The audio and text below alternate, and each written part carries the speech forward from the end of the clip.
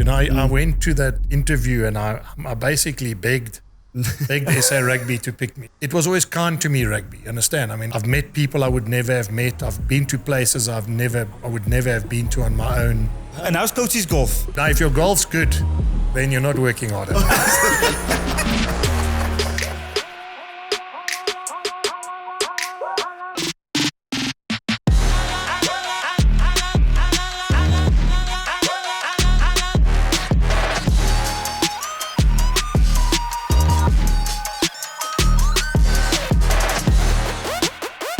Guys, I hope that Christmas meal was nice. I hope the trifle was amazing. I hope you are sitting down on Boxing Day watching your number one rugby podcast. I'm going to say that again. This is your number one rugby podcast. This is episode 76. Can you believe it? We're in the festive seasons. Our families and friends are among us. Guys, sit back because today is another big deal. Guys, I'm the short one. I'm even around after our Christmas meal. I am none other than Rudy Page, and next to me, I cannot go without him. JDJ in the building. 2025 is looking at you and looking at you. You're looking great, partner. In the light blue, as you guys can see, Ruckers, we are back where I am at my happiest. Happiest, ja. Is Christmas en dus eet van die vloer af. Oké, niet van die vloer af. Niet van die vloer af. Maar ik eet niet van die vloer af. Yeah, looking good, eh? Fantastic to be at Loftus Versfeld. I mean, it's been a while. I mean, the last time was with Willie LaRue. Yeah, so it's been a couple It's been too long. Yeah, a couple of episodes. Yes, but thank you. Also, while I'm at it, I want to make a massive thanks to the Blue Bulls company for obviously allowing us to use their space again. And while we're at that, guys, Behind the Ruck, the number one rugby podcast, is proudly supported by SuperSport Bet. Then our associate sponsors on Behind the Ruck, none other than Ticket Pro for all your tickets needs. And as you guys can see, we are dressed to impress by our new apparel partner, Macron. Guys, we are truly so appreciative of your support. But guys, this is a rugby podcast. And today we will talk rugby with a big deal. Ooh, yes. You're looking good in that color, eh? I love it. Light blue just fits me perfectly. And we're looking like twins, eh? Yes, twins is. Buy big piece, get small piece free. Waar small piece? Ja. No, exciting times. I can't wait for what's coming. Must I tell them what's coming? Let them know. Oh, guys, the lineup is easy, it's simple, and it's big, okay? In the building today, we've got Jake White, okay? Current director of Blue Bulls Rugby. And I mean, the history is unbelievable. He's the goats of goats when it comes to coaching in South Africa. I mean, he's won Rugby World Cups. He's won IRB Coaches of the Year. Incredible. I'm looking forward. I'm actually nervous with this one, Ruckers. I don't know how you feel. Yeah, my knip. Are you knipping? Knip. Hey? Okay, Ruckers, it's for real. It's like this. We release in 2025. Honestly, it's a big deal partner to have the coach of his magnitude on our show. Just so much respect that he's making time for us. Time for us, yeah. And especially for me as well, inspiring young coach. Maybe I can learn a thing or two. Always. We can always learn. And the Ruckers can also learn a thing or two. Okay, let's go. Up next, Jake White. Let's go. Ruckers, today is the first time in a very long time, guys, that the short guy is nervous. It's because we have royalty in the house today. Coach Jake White. Royalty indeed. Sometimes we say welcome to the number one rugby podcast. How are you doing, Coach? I'm doing well, thank you. I don't know why you guys are nervous. I really don't understand it. When we drove here, Coach, and we're like, yes, this is a very big deal. Yeah. Why? It's Jake White. In our eyes, we having Coach Jake White in a conversation on the show. It doesn't get any bigger than that. Yeah, well, maybe it's, let's see, maybe after the show, maybe it'll be a good thing that I can chat to you guys a bit because I suppose I've got quite a lot of stories to tell. Yes, we're excited, Coaching. So don't be nervous. Okay. We'll ease off now, Coach, how's Coach doing? Obviously, a couple of days now off before next year. Not so much. We're obviously going to carry on planning. I mean, even though there are no games, you would know. I mean, a lot of work that happens in between games. And like as I said, we're still doing quite well in the URC. And that's always, we want to try and make the playoffs. That's important. And then obviously the Champions Cup, we haven't had a great start, but we're still alive. And I think, what you've got to try and do there is just try and make the playoffs again. And once you have all your players back, then it becomes a bit, I suppose, a bit more even. It is something we'll talk about just now, but, my passion is to have all the best players playing in South Africa. I've been an absolute advocate of that as well on the show. Is getting our best talent back home, making sure that can drive ticket sales as well, getting people back to the stadium, which would be fantastic for South African rugby. Fill up the stadiums, especially last year with the game against the Stormers as well. It's good to see like 50,000 people at Loftus Versfeld.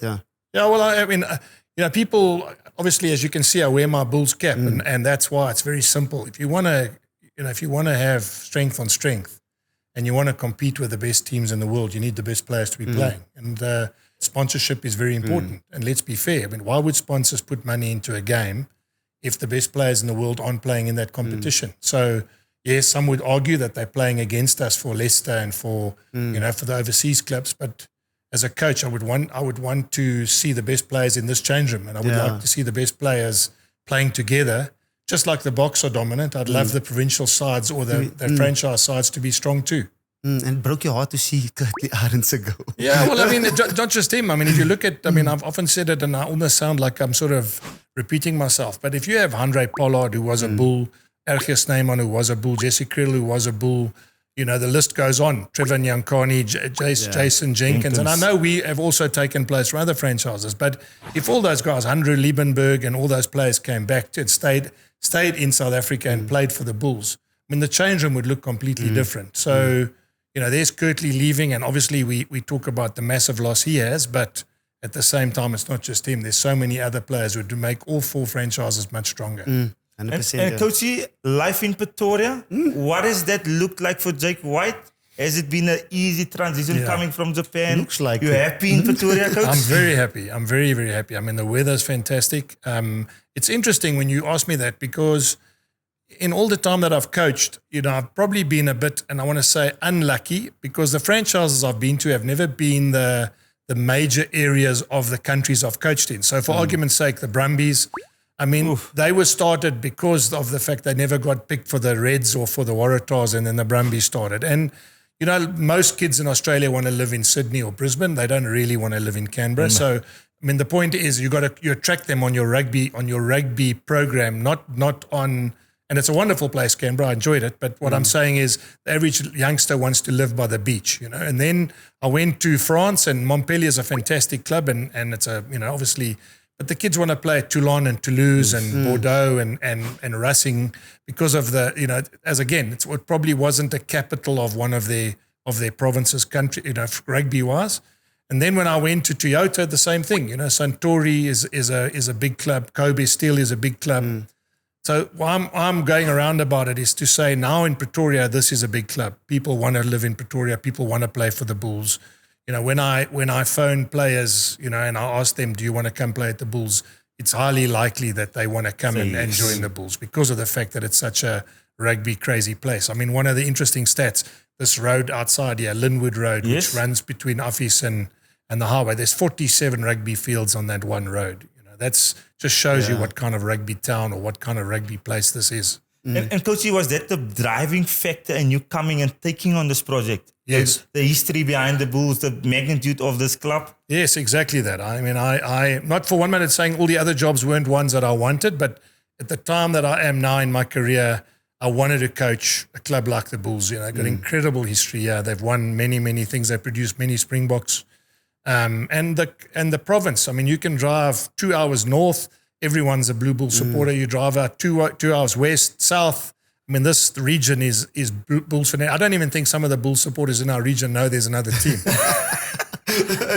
You hear that? That's one thing. Okay. I got it. Yeah. And when you took over for the Bulls, what did you change a lot? Because obviously, we all know when we played against you guys, it was one-dimensional type of rugby on the field, but off the field as well. What did you change? Because when you took over, there's a lot of you want to carry well, I mean, I'd like to believe that even if people say it's one-dimensional, I mean, it worked for the Bulls, and they could do whatever they did really well. I mean, in their glory days, it didn't matter whether people said they were one-dimensional, which is, again, I suppose a bit harsh because I mean, you don't produce players like Brian Abana and those backs if you're one-dimensional. So, but what we did do is we just said that we're going to be good at the things that we've always been good at. We're going to add to the game. And that's, I suppose, De Jong, it's also important for me that having coached in Japan and France and Australia, I could bring that part of the game to the Bulls because obviously the Bulls could do what the Bulls could do, but having coached all over now, I just think that it's helped me see the game a bit differently. I mean, how they play in Japan is very different to how club sides play anywhere else in the world. And then, when I went to the Brumbies, for argument's sake, I remember when I took over the Brumbies, we started mauling. And I mean, they were shocked when I brought in the maul to the Brumbies. And then, to be fair, they were probably one of the best mauling teams in Super Rugby at that time, even now still. I mean, So, I would say that I think what we try to do is just add to the Bulls whatever they were good at and add more to their game. And then I was also not know, with Coach you speak about the Brumbies and Coach you speak about, going to France and going to Japan. What have you learned from the different type of countries on and off the field actually? Well, I'll tell you what I did learn is I learned that it made me grow as a coach. And I'll tell you why, because you have to coach different cultures. In Japan, the youngest player is 23 and he's got a degree. So the boy that is a rookie in your club is 23 years old and he's got a degree. Now, I mean, with all due respect, South Africans, you can have youngsters out of school, you can have 20-year-olds playing with you. They're not close to a Japanese kid who studied for 4 years at university and got a degree. And what makes that player tick is very different to what makes a South African young boy out of school tick. And then again, Australia, Brumbies, for argument's sake, the way they are, they were always known as the team that could outthink opposition. And there's a reason for it. The kind of player they used to pick, the kind of player they used to recruit, the kind of, the style they tried to play, you had to think about what you were doing. And then in France, I mean, anyone who knows has been to France, it's all about emotion. Yeah.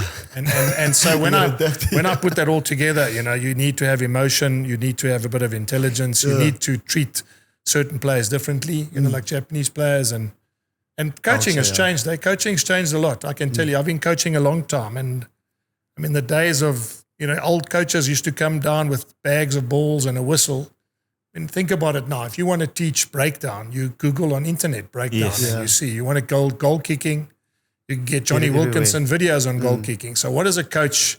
I mean, in the old days, you had to know everything, So it's also made me, as I've got older and learned in my journey around all these clubs, is that coaching, I probably had to learn a lot about coaching as well. And Coach, going to these different clubs, as you said, wherever you've been, obviously really successful. How did Coach manage to take what the Brumbies had historically, but kind of imprint Jake White's also identity within that team? How did you handle that process from I started at the Brumbies today, but this is where I see the Brumbies in the next year? How do you handle that process? Yeah. I just think the most important thing is to be honest with them and tell them from day one. So I never wanted to take anything that they're good at away from them, but I wanted to add something that I thought could make them better. And that's the same at every club. Whether I went to Toyota, Bulls, I mean, you guys have all sat in change room. If a coach walks in and he tries to change everything, he's dead. Yeah. That's also, you got to find a way in which you win the players over. And once players see that you're genuine and you're honest, then it probably becomes easier. I think if you, that is probably something, again, that when you ask me about going club to club, that's what I also learned is you can't win every battle. If you want to win the war, you sometimes have to give in on certain battles as well. And that's why, slowly you have to get across but you got to be honest. That's it, And do you start with the game plan, or do you start with the culture, or where do you start when you take over? I think it depends on the club you go to. It depends on the players you have. It depends on the time you take over. I mean, I took over Montpellier where they were on the brink of getting relegated and they had lost 9 games. Now, to come in there and say, right, you're going to change everything they do, you could end up imploding. And then when you get to Japan, for argument's sake, I took over a club that had minimal international foreigners. We had internationals, but minimal international foreigners. And so then again, you got to try and find a way in which you convince the leadership that the kind of guy. Now you look at what they have. I mean, now they've got Peter Steph du Toit played there, Willie played there. I think Aaron is currently there. Aaron's there. But you can imagine when I got there, that was unheard of that they would headhunt all these top players. Now, what I'm trying to say is, so what did I change? I got them to see that if they wanted to compete with the Kobes and the Suntories and the Panasonics, they had to make sure they found the best, and I'm talking about the real best foreign internationals. That is insane. powerful, But yeah. Coachy, on Behind the Ruck, it's not just the rugby 1, 2, 3. On Behind the Ruck, we talk a little bit about coach's journey, Yeah, the love for coaching. Yes. Where did it start? Yeah, well, I mean, I suppose like you, I started at school. I mean, I started playing rugby. Did you play? I did. What I did you- did. what I did. position? I was a forward in a back's body. Or was I back in a forward's body? I can't really remember. But I was a hooker as a little guy, and then I played flank when I was really young, and then played hooker at after, obviously, when all the kids grew up and they got bigger and stronger than me. I moved to hooker, and I had schoolmasters that made me love the game. You know, I had guys that coached me as a youngster that made me want to play rugby from when I was about 6. And I had one schoolmaster, Bernard Fridman, who was an old boy of JP when I was there, and he, like anything, he was a coach who believed in me, and he picked me. And when I went to hockey, I went to play hockey for about 2 weeks. He came and fetched me and said, "No, you must come play rugby again." And I wonder if I'd carry on playing hockey, whether I would ever become a rugby coach, because I played rugby all the time. And as I got to about standard 8, I thought I'd try and go and play hockey. I thought maybe Let me give it a go. yeah, I just wanted to see if it was something that but there was a master who came and said, "No, listen, come back to rugby." And then along the way, I had other coaches, whether it was under 20s and I was a boarder. I mean, I was a boarder at school, and I think anyone who's been a boarder at a school will understand is if you're in the A rugby team, you get a little bit more privileges. Yes. You eat a little bit more than the other guy at the end of the table. You probably don't get picked on as much as if you're in the A rugby team. And I was, I suppose, very fortunate that along the journey I was generally in the A teams. Okay, hooker. Hooker. Yeah. Well, there are many hookers that have gone into coaching. I mean, if you think Eddie Jones played hooker. No ways. Yeah, so there's Richard Cockrell's coaching, not at the top of my head, but there's a lot of hookers that have gone into coaching, because I suppose you have a good feel for the scrum line out, and I suppose all hookers think they want to play in the back line. So maybe you have a good feel for the whole game. Yeah. And the first coaching opportunity, when was it, and why did you take it, coach? Well, interesting, I was a student studying to be a teacher. And how we made money is we used to coach in the afternoons at primary schools. So a lot of my mates coached soccer at the schools close to where I studied. And by chance, I wanted to coach rugby, and I went to Parktown Boys High, and I walked in there and I said, "Listen, the only reason I'm here is because I live in the res. It's about 500 meters away. If you any chance you've got a rugby position for me, coaching a bit like a student, And I, luckily enough, bumped into the guy called Brian Desfontaine, who was head of rugby, and he was the junior coach. And he said, "Come coach with me." And from then, I just stayed with him. I coached the first team the next year with him, and I was lucky. I mean, it was one of those. You get 30 rand a session, and you get 30 rand on a Saturday to ref. So it was 90 rand a week that I got paid. But I would go there 5 times a week. I mean, even if I didn't get paid, I would go Monday, Tuesday, Wednesday, Thursday, Friday. I loved being on the field and loved coaching. And it was, I suppose, quite spooky, because if I think about it now, I mean, I was probably 18 and a half, and I was coaching under 15As.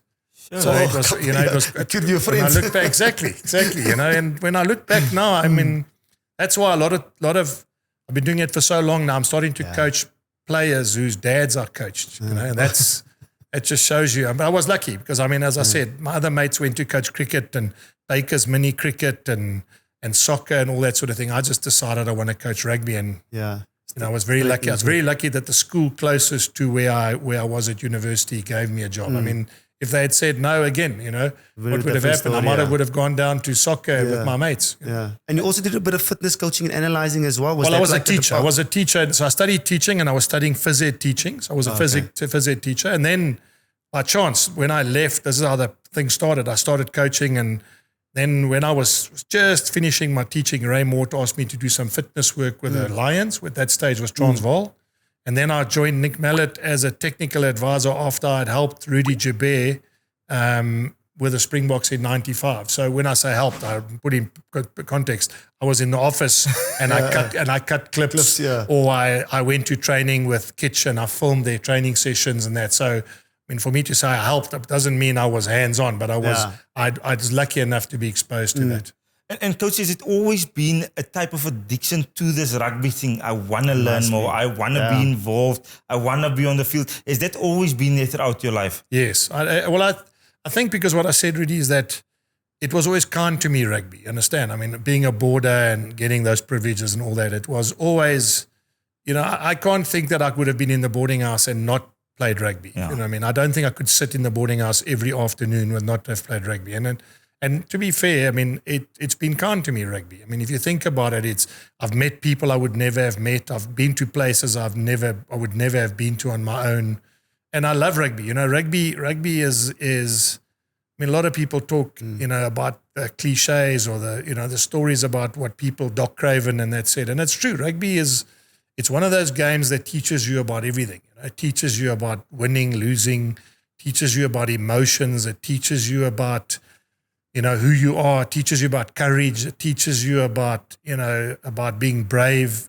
It challenges you on everything. I mean, that's why, a lot of people say like life and rugby and all that sort of thing. And I understand all that. It's very obviously cliche and it's very, but for me, rugby, as I said, it's something that I enjoy. It's become professional and I've been very, very fortunate. I mean, I started coaching schools in 1982. And coached Craven Week in 1989, 90, 91, 92. Then I coached with the Springboks with Nick in 97. And rugby became professional in 96. Now, I mean, I couldn't have packaged my career timing-wise any better. I mean, when the game became professional, I ended up becoming a coach. And I never thought that would happen. And I think that's another thing I can share with you is that I never coached as a youngster trying to earn money as a student to one day coach the Springboks. I coached because I actually quite liked rugby and I quite liked coaching and so whatever happened was an add on to the fact that I just love rugby. I think often what coaches do now, and especially young coaches, they try and plan where they want to be in 10 years' time and they almost coach the players as a stepping stone for themselves. Sure. And for you, Coachy, as well, when that moment came with Nick Mallett with first green and gold, was it always a dream to be part of the green and gold? I'll never ever forget that. I went to that interview and I basically begged SA Rugby to pick me. I did. I basically begged. I mean, Carla van der Merwe was the secretary for Rian Oberholzer then. She said she couldn't believe it because then I got the job, but then I started coaching and I worked at SA Rugby. And she kept saying to me, I'll never forget when you came to the interview because I mean, it was like as a young guy, I mean, I wanted to be involved with the national team. And as I said, very, very important. I didn't do it because I walked over or I tried to shortcut my way. It was a genuine, when it happened, I couldn't believe it, And then joined Nick and you can imagine for 17 tests, we were unbeaten, or 16 tests, which I just thought, geez, I've died and gone to heaven. I've joined this national team. And we go everywhere we win, and it was probably, as I said, it was the trigger for me to just sense what it was like to be with the national team. And then, Coachy, then we fast forward. Under 21 World Cup. Your own main man. Yes. How did you plan that? Obviously, the players that played in your team gone on to become legends of rugby. Did you know at the time when you guys went through the tournament that those guys will achieve what they've achieved in the game of rugby? Well, let me just give you a quick summary of what happened there. So when I took over that juniors age group, I mean, I just got the chop from the Springboks in '99. And I joined John Smith's group, and we went to Argentina and won not the World Cup, but it was like a Sanzar tournament. And in that Sanzar tournament, we beat New Zealand, Australia, France, England, and Wales to win that tournament. It was in '99 in Argentina. John Smith played, Sean Pleitjes played, Sean Sowerby played. I'm trying to think, Jaco van der Westhuizen played, Johan Roots played. And the reason I'm sharing that with you, Wayne Julius played, is then when I got to go to the under-21 tournament a few years later, and Clyde Rathbone, John de Villiers, Ashwin Willems, Pedri Vandenberg, Jacques Cronje, Gary Botha, Johan Smith, Guthrie Steenkamp, It was one of my hometown guys who was also there, Coach Dean Hop. Oh yes, Dinop. Yeah, the little hooker. Yeah, the little hooker. Yeah. And 100%. And Dean was in that. But what I want to share with you is that's why. Did I know that they were gonna be on to become great Springboks? Yes, because what happened was they were so good at junior level with their counterparts. I mean, they were head and shoulders ahead. Skalkberger, I mean, he was still a youngster at that stage, but Skalkberger, as I said, Juan Smith. I mean, you could see they just dominated the age group. And when I eventually became the Bok coach, and I know you're going to get to that, it was simple. I took the 99 group, which was John and Yaku and those guys, and I mixed it with a group of 2023, I think, 2003 or 2002. And I mean, it was simple. They were the best players in their age group as juniors. It was no reason that if they stayed together for 4 or 5 years, they wouldn't have dominated World Rugby at 26, 27 years old. So, yeah, they were. But I wanted to share with you, one of the things we did was I went around South Africa.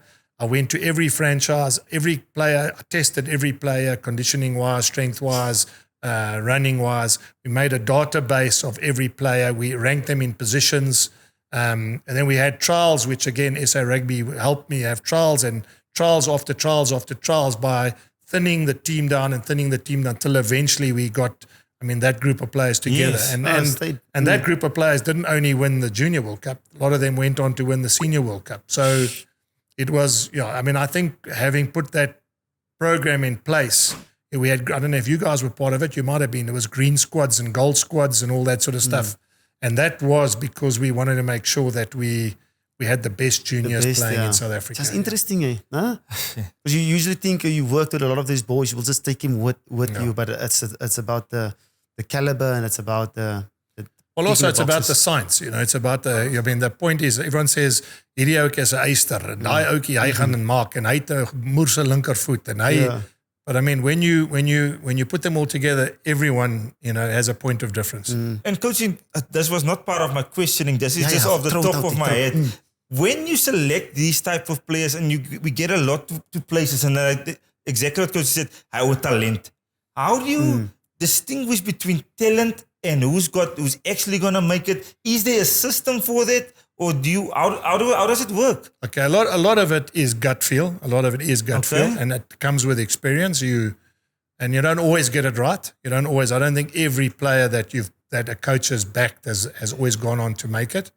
But generally, I think Doc Craven said something once many years ago, and I think it's still today. It's still true. In South Africa, to be a Springbok, you have to have a point of difference. And you're either the biggest, the quickest, the tallest, the strongest, the heaviest, the most skillful, the bravest. It doesn't necessarily always have to be a physical thing. It can be something that you just the most driven player that's ever lived.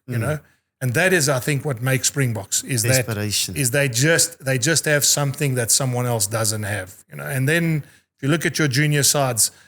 Every year we have 350 Craven Week players arriving for Craven Week. It's the best players in the whole of South Africa. And you would also know this more than anybody, you guys both, because you played.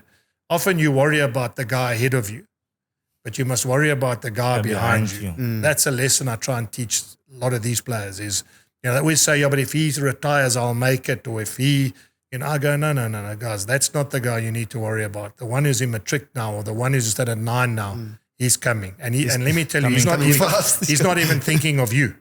You must understand. He's not even looking at you as an option. He's also looking at the same guy you're looking at, And that is, I think, is something that our talent ID it works in this country, is there's so many guys banging the door down, It's a career now. But remember, in the old days, it wasn't a career. Now it's a career. The world is open now. You can play anywhere in the world. You can play for 10, 15 years. So, it's for me, that's why I think, to answer your question, you have as a player, you have to bring something different if you want to make it. And it's a dog fight for that one jersey. It's only one jersey, but so much players. And especially in South Africa, it is extremely cutthroat. There's new SA Schools players coming out every single year. Correct. And I will never forget, this is another random fact, Ruckers. 2007 partner, Craven Week at Stellenbosch. Before Coach Jake and that winning World Cup team embarked on their journey, Coach spoke on the podium for our Craven Week here. And Coach's message that remember this one, was huh? exactly that. Coach, I think the There was state the Craven Week Stellenbosch. Stellenbosch at Makotter. Yeah. And it's the first night I met Ricky January as well. Okay, yeah. And Coach's exact words that night was exactly this, what you said now. Yeah. There's a point of difference because the stat was, I think, 0 point something of all Craven Week players will eventually become a Springbok. Yeah. So, which was stats, scary yeah. at the time. I didn't listen to Coach. I was like, I'm going I'm for part the of that Springbok. percentage. Yeah, in 2007 was an incredible year actually, because I remember I was under 19 as well, and you guys had like a trophy ceremony around, I think it was the Bloemfontein. And that was inspiring as well. Let's talk about the 2007 Rugby World Cup. I mean, taking that squad you had as a 21s and being so successful. Well, as I said, I mean, I think that I was very fortunate because I'd coached both those age group teams together. Well, I'd coached them and I'd put them together. And then you had the best players. I mean, and bringing Orson Monty back, obviously, you know, that was also, for me, a massive bonus because Monty's goal kicking. What had happened before, a lot of coaches had tried to pick a 10 that was a goal kicker. And that's why I played Yaku there and Butch there. And because I wasn't fixated about playing a 10 that had to kick for poles. It was almost like it was a given in South Africa that we were all trying to find the next Nas Botha. And you know, when I put that team and I chatted to the coaches, I thought if Monty's a goal kicker, we can play someone else that's a 10. You know, we can play a different kind of 10. And I mean, it wasn't just 2007 was obviously the end result of what happened from 2004. And that team was, I mean, the thing that makes me the most proud of that group is not only did they win the World Cup in 2007, is there two things that are very important. One is they're still very big friends, which is obviously important. And the second thing is a lot of them went to play for another 2 World Cups. Yes. So it just shows you, you know, guys like in the list you can think about, you know, John Smith was there for a long time. Bismarck was there for a long time. You know, Victor and Buckies were there for a long time. Juan Smith, Skalkberger, Farid Dupree, Ricky January. You know, they stayed. Jean, Butch, you know, Brian. I mean, the reality was that core group of players not only played well in the 2007 World Cup. I mean, as I said, they've stayed mates, which is always a good thing when you look back at that group. And the second thing is they played. A lot of them played for another 8 years, which says a lot about getting that group right. And the challenges as well, especially in that year, winning the cup and the previous World Cups, it's been up and down for you. What was your mindset like in terms of getting this group of players and making sure I tick the right boxes? Yeah, well, I mean, as I said to you earlier, that when I put that team together, I told them they'll win the World Cup, and the reason was because they'd both been junior World Cup winners, both 99. I know it wasn't a World Cup, but 99, John Smith beat all those teams as I mentioned, and then in 2003, Clyde Rathbone and John de Villiers and those guys, Skalkberger, won that World Cup. So there was no reason that when you put 2 World Cup winning junior sides together, especially in this country, that you won't be there at the end of a senior World Cup. Coach, and again, when you say that, I might be wrong. You said it the day in Bloemfontein, right? When you guys met up there. Yes. That belief to say that it overwhelms you. There's zero doubt in your mind when you say that to a group of players. Yeah. Well, you know, it's interesting, Rudy. I mean, one of the things that I do a lot of talk sometimes for companies, and I'll say this to you: why are we so scared to say we want to be number one? I don't know. You know, I don't understand why. You know, even companies, I listen to companies and they say we want to be in the top 3. And I'll tell you why, because they're going to come third. Yeah. That's the reality. You know, if you were going to be first, you wouldn't say, let's be in the top 3. It's a lot of pressure to say. It is. And it's something, I suppose, I don't know, maybe I always grew up like that. I said, if you're not going to say you're going to be number 1, well, then chances are very good that you won't be number 1, you know.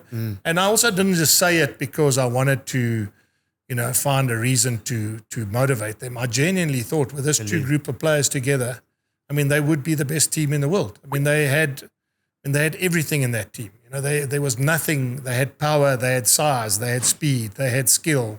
You know, they had everything. I mean, there's nothing that team couldn't do. So I couldn't understand why if they stayed together for 4 years, they couldn't win a World Cup.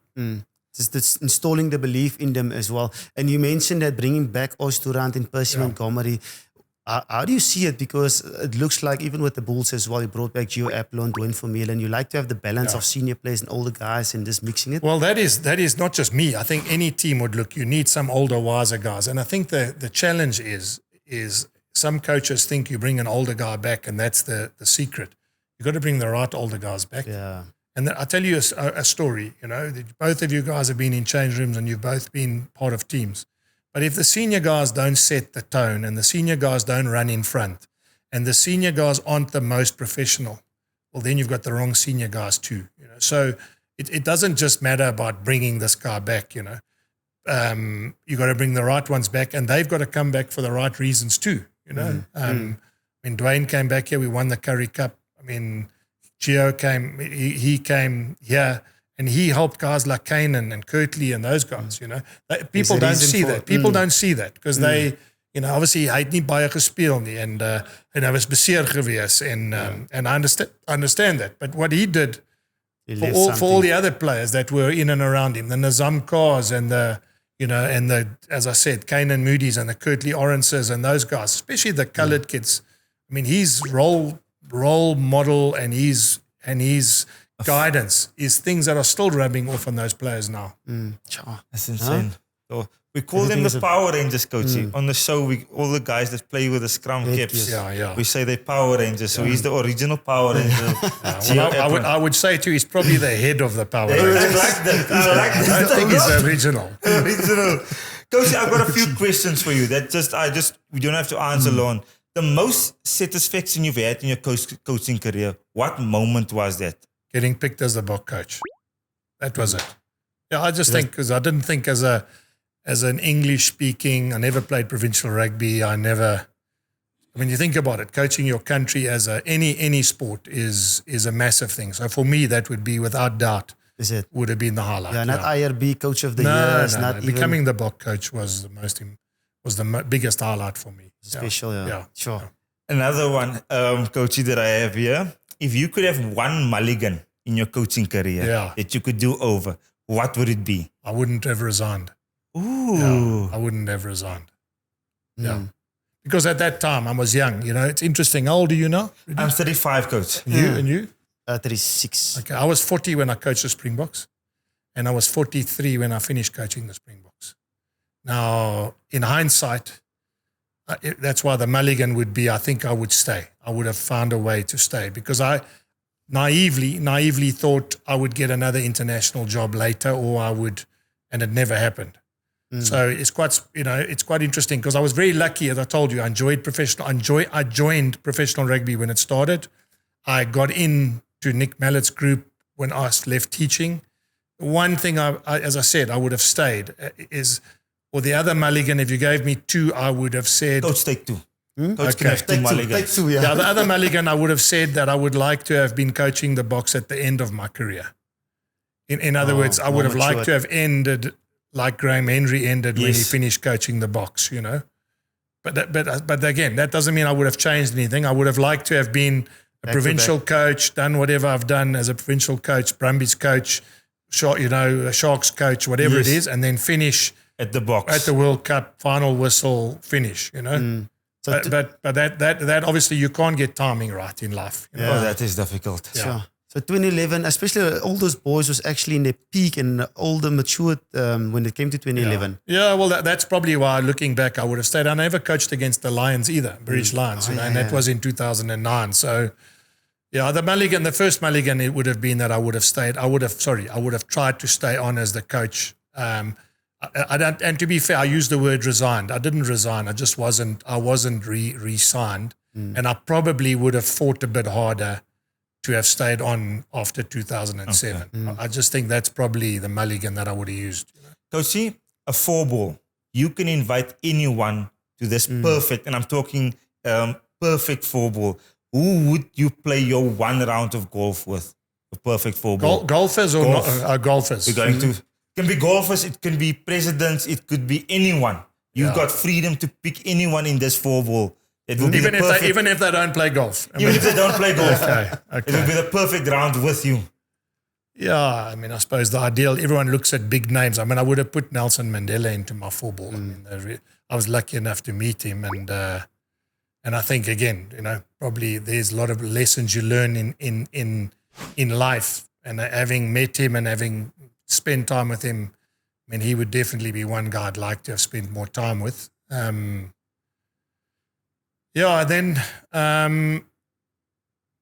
I suppose, it's difficult because if it was golfers, it would be certain golfers that are Tiger Woods for argument's sake, because I mean he was the best golfer that's ever, or Jack Nicklaus, one of those two, and and I suppose, it sounds crazy, but I suppose I also would have liked to have played golf with Doc Craven, because I mean it was quite I didn't meet Doc Craven. It's weird because I was a teacher and I was in rugby from 1982.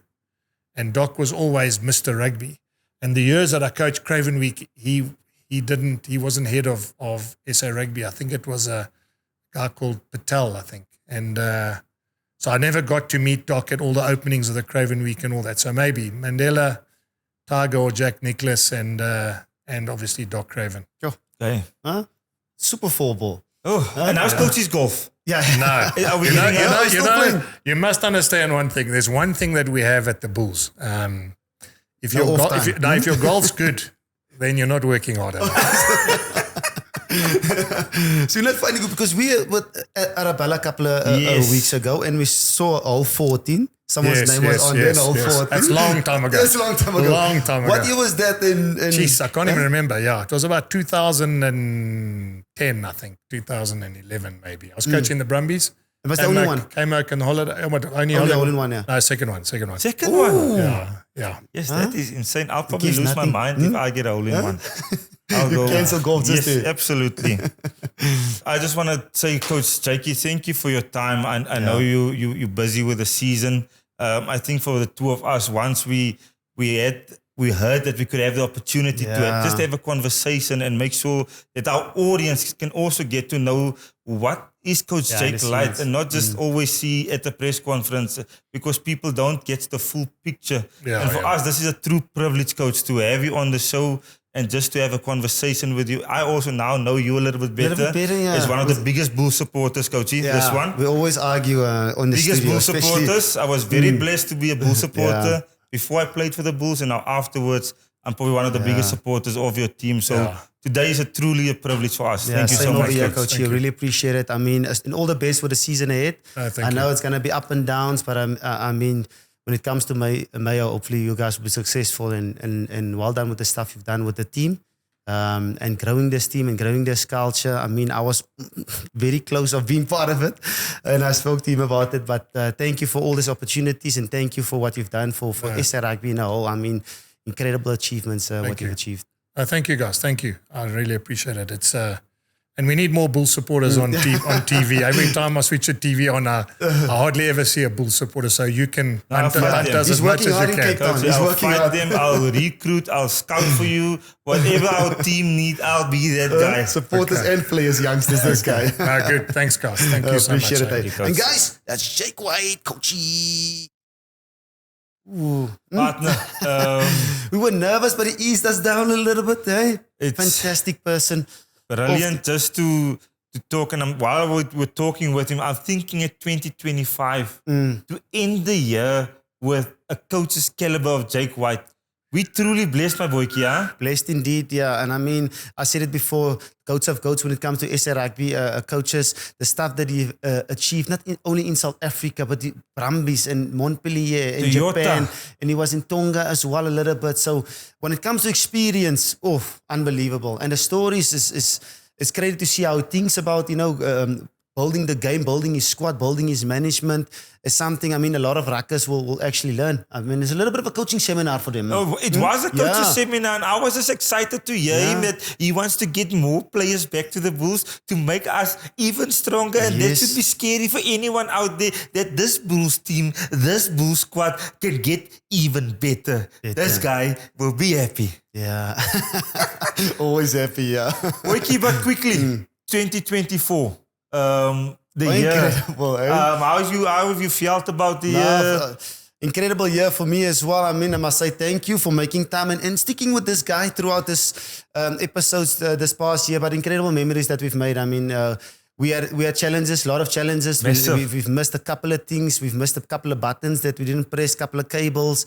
But I mean, we make it work. And it's appreciation to not only to the two of us, but to our Ruckers as well, making 2024 special and keep pushing us and keep building us. And because of them, it's a special. And I'm looking for what's ahead. Yeah, obviously a lot of special moments, Ruckers, that stand out for me from 2024. It's our trip to Perth. Yes. Obviously Brilliant the chaos, the brilliant trip. Showing Driekus Du Plessis fight, having Sia Kolisi on the episode, now with Coach Jake, having Cheslin Colby, Shasha, every single one of our guests and our friends coming on the show. It's honestly just been a really special year and one we couldn't have dreamt of that it would turn out like this. So Ruckers, I want to continue to ask you guys to like, share and subscribe. Make sure that family members that are currently visiting you or you visiting them, tell them about this show. Tell them this show is the only show that they need to know about. 100%. Tell them this show will only get better with time and more experience that this too. We will work non-stop to make this your show that you will fall in love with. 100% Ruckers, okay? We had some fun together, okay? And start your checklist for 2025, okay? Ons gaan beter eet. Ons gaan beter wees in alles wat ons doen, okay? En ons gaan subscribe. That 70% ons gaan subscribe in 2025. Huh? Because I'm going to do a sober January. I'm going to pledge it, sober January. I'm going to try and look after my body. I'm going to start the 2nd of January with Project Short Guy. Project Short Guy. Project Short Guy. We'll do that, yeah. And it's a massive episode next week Thursday. Guys, big episode coming next week Thursday. I'm not going to tell you who it is. I want to leave suspense. But next week Thursday, you guys are going to put on your seatbelt because 2025 will kick off with a bang. Are you spoiling them again? Stop spoiling Santa Claus. Huh? Santa Claus. In the building. Let's go. Exciting times. Hey guys, I'm Juan de Jong. I'm Rudy Pace. And the Ruck is clear. Bye bye. See See you next year.